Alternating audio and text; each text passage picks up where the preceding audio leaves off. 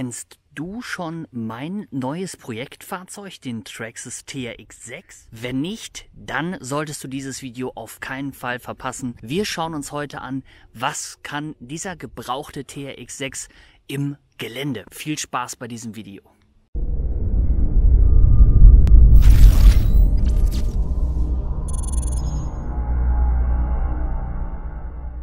Im letzten Video haben wir mal so eine Bestandsaufnahme gemacht. Wir haben uns den TRX 6 mal auf dem Tisch etwas genauer angeschaut. Ich blende dir jetzt hier ein paar Fahrzeugdaten ein. Das Fahrzeug habe ich gebraucht gekauft und es ist in einem sehr, sehr benutzten Zustand. Wie du siehst, habe ich nicht mal Staub gewischt. Ich habe gar nichts an diesem Fahrzeug gemacht, sondern ich möchte mir jetzt heute hier auf meiner kleinen Teststrecke in der freien Natur einmal anschauen, was kann dieses Fahrzeug so, wie es jetzt ist, damit wir auch später vergleichen können, was haben unsere Upgrades gebracht. Auf geht's. Beginnen möchte ich hier wieder mit so einer ganz normalen Auffahrt.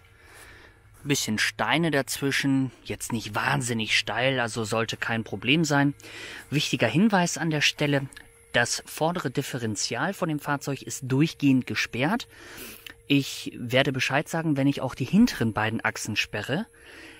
Die vordere Achse kann ich leider nicht entsperren, da das Servo kaputt ist. Und ich denke, wenn man sich jetzt überlegt, was hier gerade so ein Krach macht, dann hört man es auch ganz gut. Denn dieses Servo ist hinne, aber so habe ich ihn nun mal gekauft. So wird er auch getestet. Dann fahren wir da jetzt mal hoch. So, ich bin im ersten Gang.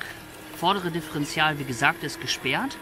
Wir haben hier auch einen anderen Bürstenmotor verbaut. Das hast du sicherlich vorhin auch gemerkt, als ich dir die Fahrzeugdaten einmal eingeblendet habe. Wir sind im ersten Gang. Und wie wir sehen, klappt das alles ganz wunderbar. Keinerlei Probleme bisher, kein Schlupf. Das hat er wirklich richtig geil gemacht. Hier wird es jetzt ein bisschen steiler. Ich denke, man kann das ganz gut sehen. Wir werden jetzt erst oben links vorbeifahren. Also da in dem Bereich. Und wenn wir das nicht schaffen, das ist nämlich deutlich steiler, dann versuchen wir es da auf der rechten Seite mal. Also dieses dämliche Rauschen von dem Servo ist wirklich hart nervig. Aber es ist jetzt nun mal so. Ich kann es gerade nicht ändern. Schauen wir mal, ob er das links packt. Na, also links sind bisher alle meine Fahrzeuge gescheitert. Es musste immer rechts dran vorbeigehen. Okay, wir haben hinten Schlupf. Ich schalte jetzt mal die Differentialsperre der Hinterachse ein, beziehungsweise der beiden Hinterachsen. Junge, das gibt's nicht. Das hat noch keiner meiner Crawler geschafft. Davor ziehe ich sowas von den Hut. Geil. Diese Stelle hier macht eigentlich gar keinen Sinn, aber da ich sie mit den anderen Crawlern auch immer fahre auf meiner Teststrecke, muss unser Neuzugang dann natürlich auch durch. Aber das sollte ja wohl gar kein Problem sein. So, und auch hier geht es ein bisschen bergauf. Der Humvee zum Beispiel, der hatte hier Probleme ohne die gesperrten Differentiale. Ich habe auch hier jetzt das hintere Differential wieder geöffnet. Erste Gang ist drin, aber ganz ehrlich, das juckt das Fahrzeug nicht die Wurzel. Und jetzt wollen wir mal gucken, so eine richtige Steilwand, wie wir da hochfahren. Herzlich willkommen bei meiner Lieblingssteilwand. Also zu Fuß tue ich mich da richtig schwer. Der MST CMX hatte hier auch, so ein bisschen seine Schwierigkeiten. Der Humvee ist mit der Originaltechnik gar nicht hochgekommen. Aber irgendwie mache ich mir bei dem TRX 6 so gar keine Sorgen. Hinteres Differential ist offen. Erster Gang. Ja, und das ist so unspektakulär. Das ist ja schon fast langweilig.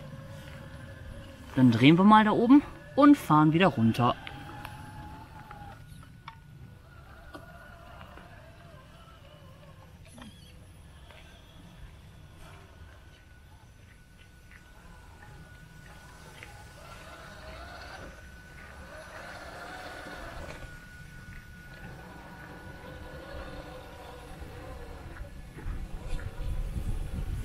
fantastisch, einfach nur geil.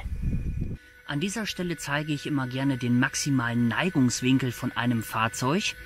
Also meine MST G-Klasse hat es nicht so weit geschafft.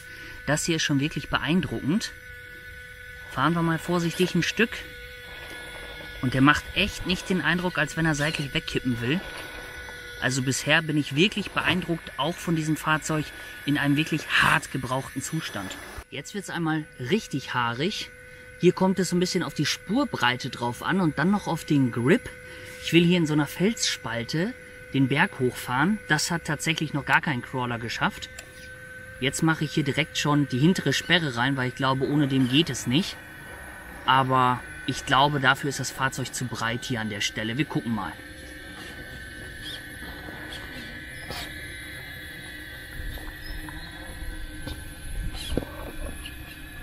Das gibt's doch nicht. Das gibt's doch nicht. Ey, das ist nicht dein Ernst. Also das hat noch keiner geschafft. Da bin ich jetzt echt sprachlos, muss ich ganz ehrlich sagen. Also, und das beim ersten Versuch. Ich bin hier vorher noch nicht hergefahren. Geil, Alter, geil. Hier kommt es jetzt so ein bisschen auf die Bodenfreiheit an. Hinteres Diff ist noch gesperrt. Da hängen wir ein bisschen auf. Auch wohl ein bisschen mehr. Ja. Okay, Bodenfreiheit kann man sich nicht erzaubern. Aber da hinten funktioniert es dann echt ganz gut. So, nachdem ich das alles gesehen habe, sollte das hier kein Problem sein. Die hintere Sperre mache ich wieder auf. Geil. Einfach nur geil. Also das habe ich noch nicht erlebt. Das ist einfach heftig. Kommen wir jetzt zu meinem ganz persönlichen Fazit. Lutsch mich rund und nenn mich Bärbel. Was zur Hölle ist das? Also, ich habe dieses Fahrzeug als wohl günstigsten TRX6 in Deutschland auf Kleinanzeigen gekauft. Ja, was soll ich sagen? Die vordere Achse, die Diffs, die lassen sich nicht mehr öffnen, die ist durchgängig gesperrt. Das Servo ächzt und krächzt, es macht einen wahnsinnigen Lärm. Die Reifeneinlagen sind komplett platt, vorne gefühlt nicht mehr vorhanden und die Dämpfer laufen komplett alle aus. Und trotzdem ist dieses Fahrzeug einfach mal das Beste, was ich hier auf meinem Kurs bisher hatte und der ist noch gar nicht fertig. Also das ist diese Bestandsaufnahme und das finde ich richtig, richtig geil. Wie sind deine Erfahrungen mit dem TRX6? Das würde mich echt mal interessieren. Ich muss gestehen, ich bin echt beeindruckt und ich freue mich, wenn du auch im nächsten Video mit dabei bist. Dein World Control RC.